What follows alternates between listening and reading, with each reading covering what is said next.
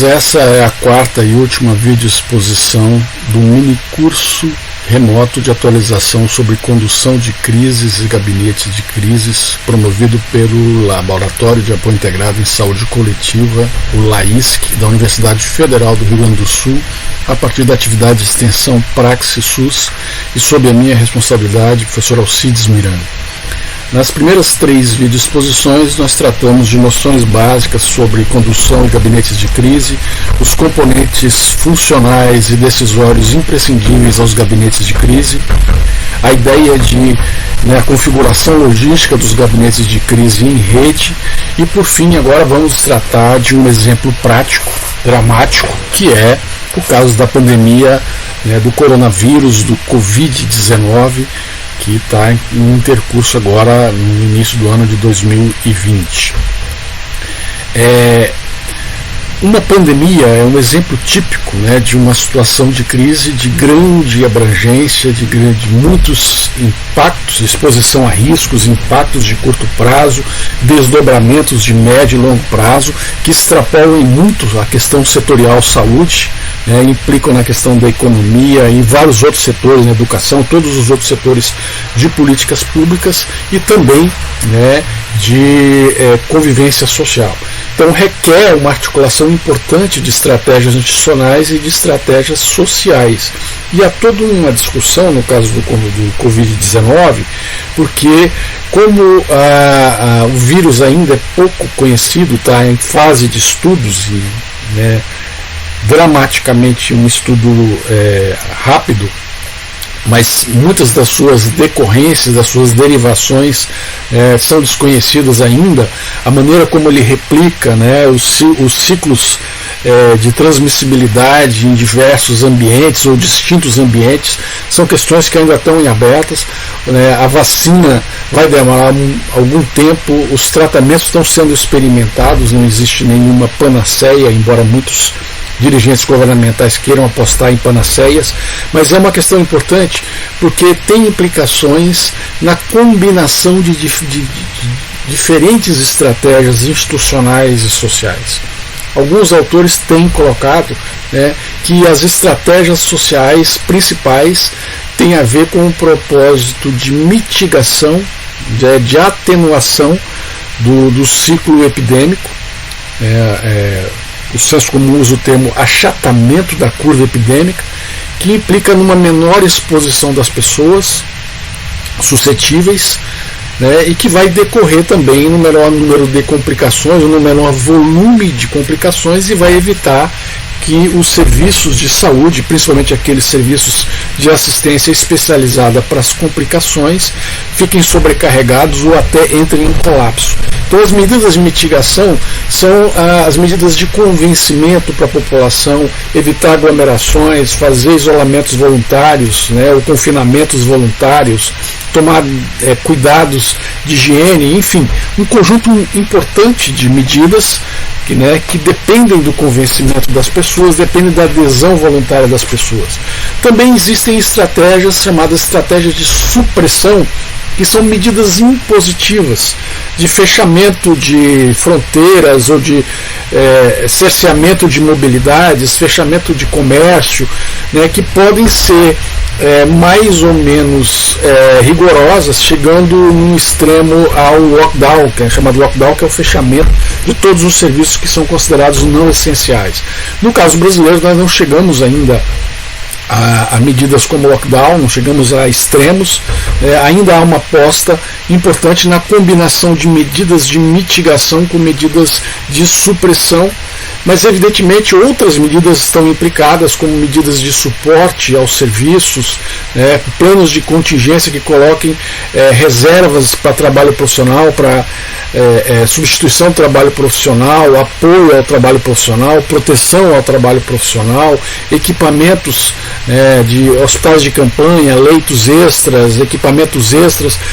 ou produção intensiva de equipamentos ou importação quando necessário. Quer dizer, é um conjunto muito grande de medidas, pensando aí na questão da proteção social, da assistência, mas também medidas econômicas de suporte, medidas de suporte educacional. Ou seja, é um caso dramático e típico de uma situação crítica mundial, com diversas implicações e com dinâmicas também diversas, porque a pandemia ela não vai ocorrer da mesma forma em todos os países, ou até mesmo dentro do mesmo país, ela não vai ocorrer da mesma forma. Isso tem um conjunto de implicações importantes, e trazendo essa discussão para um plano mais objetivo, né, o que se busca, na verdade, é constituir, né,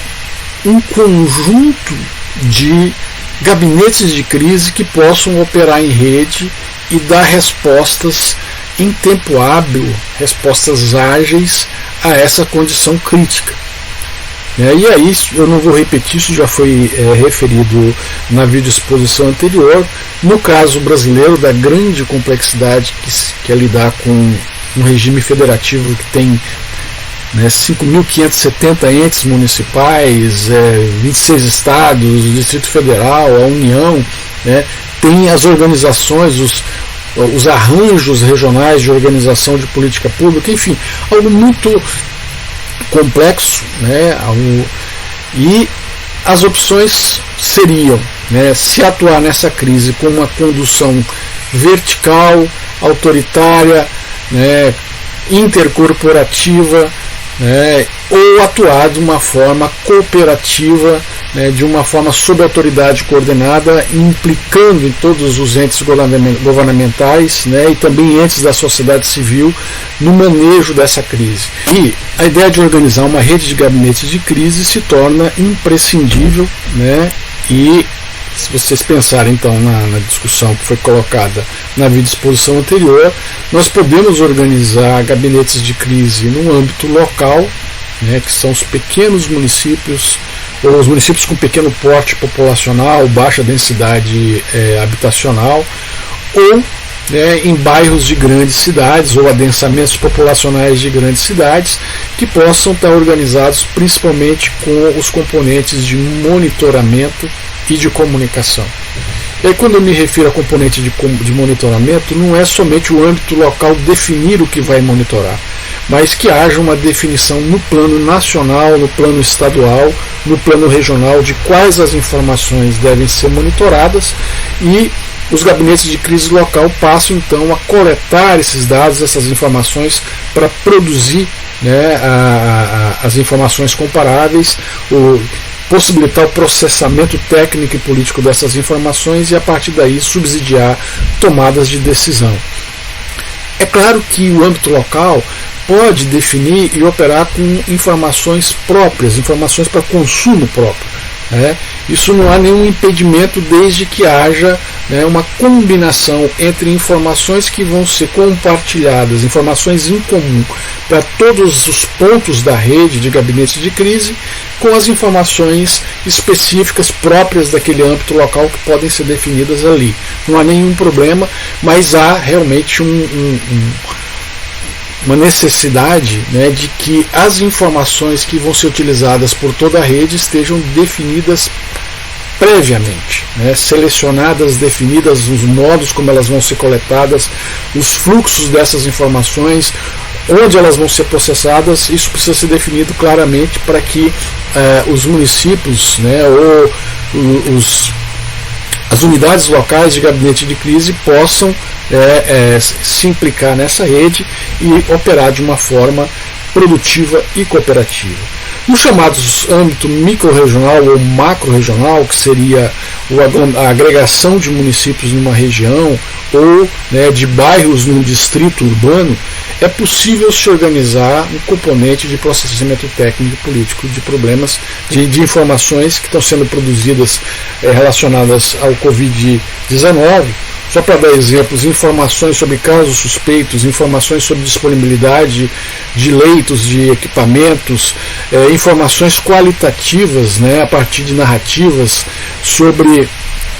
determinadas tendências. Tudo isso são informações que podem ser processadas no âmbito regional e podem implicar né, no acionamento, na convocação, no convite para instituições regionais como universidades, serviços atuarem, né, com representações para ajudar a analisar essas informações e subsidiar tomadas de decisões que podem ser distintas em se tratando de regiões, né, de um mesmo estado, por exemplo, dependendo da maneira, do tempo em que está ocorrendo o intercurso da pandemia, né, a disseminação de casos ou determinadas variáveis que vão se tornar importantes em função de várias questões que são abrangentes, que são complexas e muitas vezes são contraditórias. Então é possível, né, que sejam organizados gabinetes de crise microrregionais ou distritais que possam estar ajudando, né, a trabalhar melhor essas informações, a particularizar essas informações para os âmbitos regionais e a passar informações, né, para os gabinetes de crise nos âmbitos mais abrangentes, que seria o âmbito estadual, onde um gabinete de crise estadual operaria em rede com os âmbitos locais e regionais, mas teria no gabinete de crise estadual um diferencial importante, que é uma instância decisória que pode contar não só com representações dos municípios e do Estado no setor saúde. Já existem as comissões intergestores bipartites nas regiões, as bipartites regionais, já existe a comissão intergestores bipartite estadual, cada estado tem uma comissão bipartite, que tem representações das secretarias municipais de saúde e da Secretaria Estadual de Saúde. Então esse é um âmbito importante, né, para se pegar as informações processadas, né, e utilizá-las para tomada de decisões, para deliberar medidas, procedimentos e encaminhamentos relacionados ao manejo da crise, né, da pandemia do Covid-19. Mas também essas informações podem ser repassadas por um gabinete de crise intersetorial. No plano estadual é possível que haja, né, ou deveria haver um gabinete de crise que vai ter não somente o setor saúde, mas os outros setores de políticas públicas de outros segmentos da sociedade civil implicados, que tem a ver com a economia direta e indireta, tem a ver com educação, tem a ver com saneamento, tem a ver com um conjunto, né, com forças policiais, tem a ver com um conjunto de medidas que podem ser tomadas nesse âmbito e que as informações que estão sendo geradas por essa rede de gabinetes de crise podem trazer subsídios importantes para um gabinete de crise ampliado, portanto, para um gabinete de crise intersetorial. E no plano nacional, insistindo no que já foi dito na videoexposição anterior, não é somente um gabinete de crise federal, né, ou a definição de políticas federais de maneira vertical, de maneira impositiva, mas a configuração de uma rede que comporia os estados, com suas regiões, com seus pontos locais, numa grande rede que traria informações para o gabinete de crise nacional, onde se tomaria decisões importantes e inclusive medidas que teriam impacto nacional, medidas que teriam impacto em todo o território nacional. E é claro, esses gabinetes de crise nacional em rede poderia se articular, já foi dito isso também anteriormente, com outros gabinetes de crise internacionais, notadamente com aqueles no continente, mais especificamente com aqueles países que fazem fronteira com o país. No caso brasileiro, somente o Chile e o Equador não têm fronteira com o Brasil, e as fronteiras são um ponto importante para discutir e para trabalhar de forma cooperada entre os países com relação à pandemia. Cada país não pode se fechar, se isolar e tomar medidas próprias sem uma articulação continental, e isso é imprescindível, mas a gente só pode partir para uma discussão dessa natureza se a gente puder fizer o dever de casa, fizer o trabalho que é preciso ser feito de organizar no plano nacional uma rede para a condução de crises que possa então operar em conjunto com outras redes no plano continental e até no plano intercontinental, aí nesse caso mais em relação ao intercâmbio de informações. Isso é viável? Essa é uma questão importante. Então, assim, é possível que haja o treinamento em tempo rápido, o treinamento intensivo, para âmbitos locais montarem gabinetes de crise, pelo menos com os componentes de monitoramento e de comunicação. Eu insisto que a comunicação no âmbito local ela é multidirecional. Ao mesmo tempo que o âmbito local coleta dados, né, produz informações que vão ser colocadas na rede para serem processadas e depois servirem como subsídio para tomadas de decisão, ele também recebe a comunicação das decisões deliberadas em outros âmbitos e ajuda na difusão dessas informações dessas decisões que são decisões que vão ser trabalhadas de forma cooperativa. Né? Vai haver a participação dos vários entes na tomada dessas decisões. Isso facilita, né, a adesão, não só a adesão institucional, mas facilita inclusive a mensagem que vai ser passada para o domínio público, para a opinião pública, acerca das decisões que são tomadas em conjunto pelos entes governamentais, quando, né, eu insisto, sob autoridade coordenada e sob governança cooperativa. Isso é imprescindível e é possível treinar pessoas, né, rapidamente, mesmo onde não haja essa cultura institucional de gabinete de crise, mas é possível se selecionar pessoas e se treinar pessoas rapidamente para operarem pontos de monitoramento e de comunicação de um gabinete de crise, né, no âmbito local. Repetindo, né, e enfatizando, nos âmbitos regionais, né, sejam regiões formadas por municípios, sejam distritos formados por bairros, é possível se montar gabinetes de crise já com o processamento técnico e político de problemas relacionados à pandemia do Covid-19,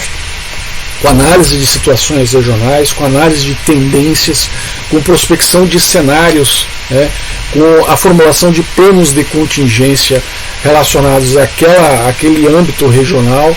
com análise de viabilidade sobre medidas, né, que foram deliberadas, procedimentos, encaminhamentos a serem tomados naquele plano, naquele âmbito regional, e com a participação, né, mais uma vez falando, de instituições regionais que podem ajudar no processamento técnico e político dessas informações monitoradas. No plano estadual, há uma instância importante de decisão, né, que funciona setorialmente num gabinete de crise da saúde, mas que deveria, na verdade, funcionar a partir de um gabinete de crise intersetorial, implicando, portanto, os vários setores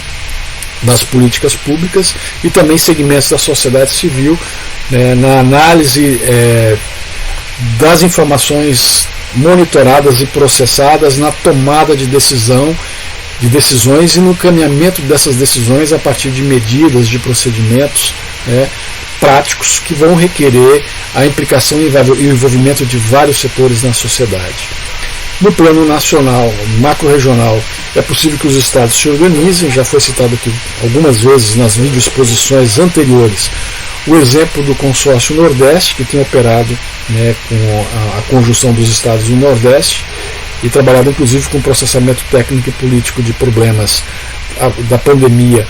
a partir da montagem, né, de uma consultoria técnica com especialistas. Esse é um exemplo muito interessante que está acontecendo nesse momento do manejo da pandemia. No plano nacional, né, isso urge, né, o Ministério da Saúde tem tomado várias iniciativas, embora em alguns casos tardiamente tenha tomado algumas iniciativas. Há uma dissociação importante, no caso do governo federal, entre o que é definido como prioridade, né, e medidas da parte do Gabinete da Presidência da República e da parte do Ministério da Saúde. Essa dissociação tem criado muitas dificuldades, mas é imprescindível que o Ministério da Saúde se integre a uma rede com os estados e os municípios para operar, né, com um gabinete de crise que realmente possa definir decisões de forma conjunta, né, como eu disse antes, sob governança cooperativa e sob autoridade coordenada, porque a eficácia dessas decisões vai ser maior, a eficiência com relação à utilização dos recursos disponíveis, a mobilização desses recursos para onde for prioritário, em termos de análise de tendência ou projeção de cenários, é algo imprescindível no decorrer da pandemia, que vai se desenrolar, como eu disse antes, de forma distinta e diversa no território do país. Então isso é fundamental, em certa medida está acontecendo, mas precisa ser aprimorado, né, de modo que a gente não tenha um gabinete de crises nacional, outro estadual, outro municipal operando de forma fragmentada, dissociada, desperdiçando recursos, às vezes competindo, concorrendo, né, com relação à opinião pública, disputando narrativas. Quer dizer, isso tudo pode ser evitado na medida em que se configure e se organize uma rede nacional de gabinetes de crise que tenha, né, bases locais, que tenha intermédios regionais e estaduais operando em conjunto. São essas as questões que estão colocadas, né? Isso é viável no curto prazo, é possível implicar as universidades públicas na preparação dessas iniciativas, na montagem dessa rede de gabinetes de crise. É preciso que haja não só vontade política para isso acontecer, mas compreensão, né, da importância de se tomar esse tipo de iniciativa nesse momento, e vai salvar muitas vidas, e são medidas que vão potencializar a adesão, né, da sociedade, da opinião pública, quando se percebe que há uma ação conjunta, uma ação coordenada, né, e há modos de integração, né, que estão orientados para o mesmo propósito. E isso tudo requer, como eu disse antes, uma arquitetura compatível. E a arquitetura em rede, né, as dinâmicas em rede, elas podem facilitar e podem fazer com que essas decisões sejam tomadas de forma ágil, em tempo hábil. Esse é o desafio que está colocado nesse momento, e há a possibilidade de se apostar nesse tipo de organização que não só vai poder se lidar da melhor maneira com essa pandemia, mas vai deixar um saldo importante em termos de cultura institucional, para que a partir dessa crise os municípios, as regiões, os estados e o governo federal operem com os gabinetes de crise como uma diretiva estratégica, como um sistema direcional estratégico, que contem com pessoal treinado e preparado, que contem com dispositivos tecnológicos que podem ser acionados em momentos de crise, né, que sempre podem acontecer, podem ser mais localizados, podem ser mais abrangentes, podem ser globais, como é o caso agora da pandemia do Covid. Mas esse desafio está colocado, e é importante que os profissionais de saúde, principalmente aqueles que estão relacionados com os processos e práticas de gestão institucional, particularmente no campo das políticas, do planejamento, da gestão institucional, tenham esses conhecimentos básicos sobre gabinetes de crise e possam então atuar de uma forma proativa, além de reativa, que é necessário em termos de crise, e que possam então dar as respostas adequadas para se lidar com situação tão crítica e tão dramática. Bem, pessoal, ao término dessa última vídeo exposição, a gente encerra também o mini curso de atualização. É importante reiterar que esse mini curso ele versa somente sobre noções básicas, né, mais genéricas, sobre a questão da condução de crise, dos gabinetes de crise. Não há nenhuma especificidade, nenhum detalhamento, nenhum aprofundamento. Isso pode ser tratado em outros cursos de atualização ou de especialização. Então a ideia é realmente trazer esses elementos mais gerais, e da parte do Laboratório de Apoio Integrado em Saúde Coletiva eu agradeço a participação de todos, nos colocamos à disposição para contatos, para intercâmbios, e aguardamos vocês nas próximas edições de cursos ou de iniciativas a partir do Laboratório de Apoio Integrado em Saúde Coletiva, o LAISC, da Universidade Federal do Rio Grande do Sul. Um abraço para todo mundo.